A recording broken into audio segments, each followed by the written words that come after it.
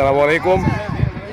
তো আলহামদুলিল্লাহ, আজকে আমাদের যে ম্যাচটা ছিল তাব্বা টিমের সাথে, সো খেলাটা অনেক হার্ড হয়েছে। তারপরও লাস্ট মুহূর্তে যায় আমরা ম্যাচটা উইন করছি।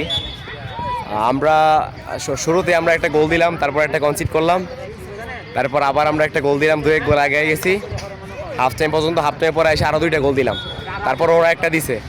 মানে হাফ টাইমের পরে 4-4 হয়ে গেছে আর কি, এমন সিচুয়েশন। 4-2 থেকে 4-4 হয়ে গেছে। আমাদের আগে ওটা ম্যাচ ওদের সাথে এরকম ছিল, আমরা 4-2 গোল আগায় থাকার পরে ওরা আমাদেরকে 2 গোল দিয়ে ম্যাচ 4-4 গোলে ড্র করছিল।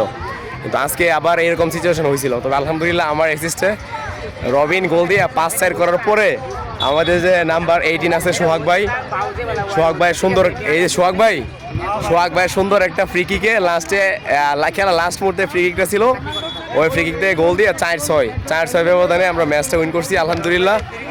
আর আরেকটা বিষয় হচ্ছে, সবচেয়ে মজার বিষয় হচ্ছে এই মাঠটার মধ্যে, আলখানকা স্পোর্টস কমপ্লেক্স, এই মাঠটার মধ্যে আমরা হচ্ছি অপরাজিত এখন পর্যন্ত। যে কটা ম্যাচ খেলছি আল্লাহর রহমতে এখন একটা ম্যাচ এখন আমরা হারি নাই। এই ম্যাচটাও একটা ম্যাচ শুধু আমরা ড্র করছিলাম, আলহামদুলিল্লাহ সবগুলো ম্যাচ আমাদের উইন আছে।